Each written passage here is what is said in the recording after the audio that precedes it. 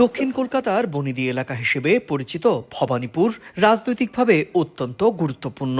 বাঙালি ও অবাঙালি অধ্যুষিত এই আসনটি মুখ্যমন্ত্রী মমতা বন্দ্যোপাধ্যায়ের নিজের এলাকা। এখান থেকেই জিতে তিনি এর আগের মুখ্যমন্ত্রী হয়েছিলেন। তবে এবার পরিস্থিতি ভিন্ন। এই আসনে মমতার বিপরীতে লড়ছেন বিজেপির আলোচিত ও প্রভাবশালী নেতা শুভেন্দু অধিকারী। একসময় তৃণমূলের second in command Suvendu Adhikari বর্তমানে মমতা বন্দ্যোপাধ্যায়ের প্রধান রাজনৈতিক প্রতিপক্ষ। 2021 সালের নির্বাচনে নন্দীগ্রামে মমতাকে হারিয়ে তিনি আলোচনার শীর্ষে উঠে আসেন। এবার মমতার খাসতালুক ভবানীপুরেও জয়ের বিষয়ে আত্মবিশ্বাসী বিজেপি। অন্যদিকে উন্নয়নের ফিরিস্তি দিয়ে নিজেদের দুর্গ ধরে রাখতে মরিয়া তৃণমূল কংগ্রেসও। দিদি চিরকাল থেকেই করে আসছেন, আজকে তো স্পেশালি কিছু করছেন না।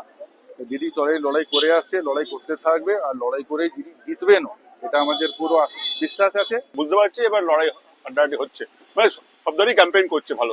রাজনৈতিক বিশ্লেষকদের মতে ভোটার তালিকায় সংশোধনীতে প্রায় 51,000 নাম বাদ পড়ায় এবারের লড়াই বেশ কঠিন হতে চলেছে। আর এই বিপুল সংখ্যক ভোটারের অনুপস্থিতি দুই দলের ভোট ব্যাংকেই প্রভাব ফেলার আশঙ্কা রয়েছে। এছাড়াও বাকি দুই রাজনৈতিক দল বাম ও কংগ্রেসও লড়াইয়ে শক্তিশালী জায়গাতে নেই।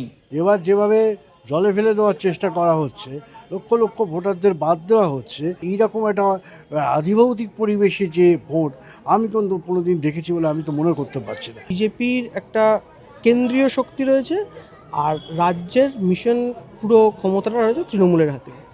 দুর্ভাগ্যজনকভাবে লড়াইতে যেন বেশ কিছুটা পিছিয়ে রয়েছে বাম এবং কংগ্রেস। প্রচারণায় দুই হেভিওয়েট প্রার্থীকে এখনও সরাসরি সেভাবে দেখা না গেলেও উত্তপ্ত ভবানীপুর। দুজনই ব্যস্ত সময় পার করছেন দলীয় অন্য প্রার্থীদের নির্বাচনী প্রচারে।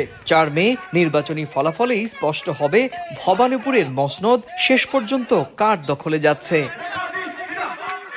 সুব্রত আচার্য, সময় সংবাদ, পশ্চিমবঙ্গ, ভারত।